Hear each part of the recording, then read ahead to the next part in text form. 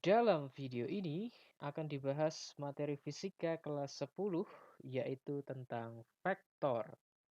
Sebelum kita bicara lebih dalam tentang vektor, kita harus berkenalan dulu salah satu materi yang diajarkan di Matematika Science, yaitu trigonometri. Trigonometri akan banyak digunakan ketika kita nanti membahas tentang vektor.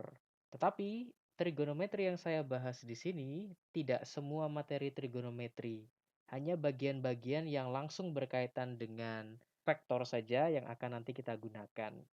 Oleh sebab itu saya memberi judul submateri ini adalah pengantar trigonometri. Trigonometri menjelaskan tentang perbandingan atau rasio sisi-sisi segitiga siku-siku. Di sini spesifik segitiganya adalah siku-siku. Kita akan berkenalan dengan 3 operasi penting dalam trigonometri. Yang pertama adalah sin, kemudian cos, dan tan. Ditampilkan sebuah segitiga siku-siku dengan sudut siku-sikunya di bagian sebelah kanan. Kemudian saya misalkan ada sudut theta di bagian sebelah kiri. Maka sisi yang berada di sebelah kanan ini kita sebut sebagai sisi depannya sudut theta. Sisi yang berada di sebelah kiri yang miring ini kita sebut sebagai sisi miring dari sudut theta. Sementara sisi yang bagian bawah kita sebut sebagai sisi samping dari sudut theta. Misalnya tetanya saya rubah, saya pindah ke atas. Maka kita sebut bagian yang bawah ini adalah sisi depannya theta. Sementara bagian yang miring kita sebut sebagai sisi miring. Dan bagian sebelah kanan ini kita sebut sebagai sisi sampingnya theta. Jadi letak sisi depan, samping, dan miring tergantung dari posisi tetanya.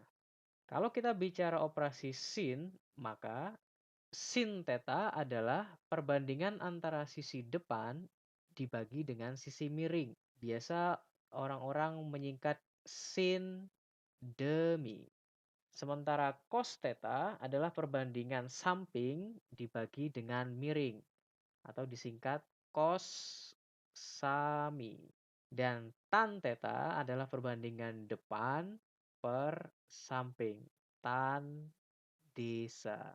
Tan juga bisa dituliskan sebagai tan theta sama dengan sin theta per cos theta. Contoh, misalnya ditampilkan segitiga siku-siku dengan sudut theta di bagian atas, kemudian sisi depannya bernilai 4, sisi sampingnya bernilai 3, dan sisi miringnya bernilai 5. Jika yang ditanya adalah sin theta, maka sin theta sama dengan demi, depan per miring. Depannya 4, miringnya 5. Jika yang ditanya adalah cos, maka cos theta sama dengan samping per miring. Sampingnya 3, miringnya 5. Jika ditanya adalah tan theta, maka tan theta sama dengan depan per samping. Depannya 4, sampingnya 3. Atau bisa juga tan theta sama dengan sin theta dibagi cos theta. Sin tetanya 4/5, cos tetanya 3/5. 5 dan 5 dicoret, maka tersisa 4/3. Ini sama ya. Berikutnya, contoh yang kedua. Misalnya, tetanya di bagian atas, kemudian yang diketahui hanya sisi miringnya, yaitu 25. Kita diminta untuk mencari depan dan mencari samping. Apa rumusnya? Kalau kita ingin mencari depan, maka kita manfaatkan operasi sin. Sin theta sama dengan depan per miring. Miringnya bernilai 25, maka tuliskan 25. Karena yang ditanya adalah depan, maka dibuat menjadi depan sama dengan 25 sin theta. Inilah bentuk persamaan untuk mencari depan. Kalau kita ingin mencari sisi samping, maka gunakan cos theta. Cos theta sama dengan samping per miring. Masukkan angkanya, miringnya adalah 25, kemudian ubah rumusnya menjadi samping sama dengan 25 cos theta. Coba diperhatikan. Ketika kita mencari depan, maka identik dengan sin. Ketika kita ingin mencari sisi samping, identik dengan cos. Jadi nanti kalau sudah masuk ke materi tentang vektor, kalau ingin mencari depan, pasti selalu sin. Kalau ingin mencari samping, pasti selalu cos. Berikutnya, kita berkenalan dengan sudut-sudut istimewa. Disebut sebagai sudut istimewa karena kita diminta untuk menghafalkan berapa nilai sin, cos, dan tan tanpa kalkulator. Dalam matematika, sudut istimewa yang dimaksud adalah 0 derajat, 30 derajat, 45 derajat, 60 derajat, dan 90 derajat. Dalam fisika ditambah dua lagi, biasanya yaitu 37 derajat dan 53 derajat. Saya tampilkan rangkuman nilai sin, cos, dan tan sudut-sudut istimewa ke dalam tabel berikut. Sin dari 0 adalah 0, cos dari 0 adalah 1. Sementara tan itu adalah sin dibagi cos. 0 dibagi 1 sama dengan 0. Sin 30 setengah, cos 30 setengah akar 3. Maka tannya sepertiga akar 3. Sin 37 0,6, cos 37 0,8, maka tannya 0,75. Sin 45 setengah akar 2, cos 45 setengah akar 2, maka tannya sama dengan 1. Sin 53 sama dengan 0,8, cos 53 sama dengan 0,6, tan 53 sama dengan 1,33. Sin 60 sama dengan setengah akar 3, cos 60 sama dengan setengah, maka tan 60 sama dengan akar 3. Sin 90 sama dengan 1, cos 90 sama dengan 0, maka tan 90 sama dengan tidak terdefinisi. 1 dibagi 0 tidak terdefinisi. Kalau kamu perhatikan, di sini ada keteraturan. Ini sama dengan ini. Ini sama dengan ini. Ini sama dengan ini. Ini sama dengan ini. Ini sama dengan ini. Ini sama dengan ini. Ini sama dengan ini. Nah, inilah keteraturan dalam matematika. Berikutnya, bagaimana kalau sudutnya itu lebih dari 90 derajat? Kalau menjumpai kasus seperti itu dan sudut tersebut masih bisa dibuat ke dalam sudut-sudut istimewa, maka kita tidak perlu pakai bantuan kalkulator. Kita gunakan konsep kuadran trigonometri. Ingat, satu lingkaran penuh itu adalah 360 derajat. Lingkaran tersebut kemudian dibelah menjadi 4 bagian. Maka kita sebut ada kuadran. Dari 0 derajat sampai 90 derajat kita sebut kuadran 1. Dari 90 derajat sampai 180 derajat kita sebut kuadran 2.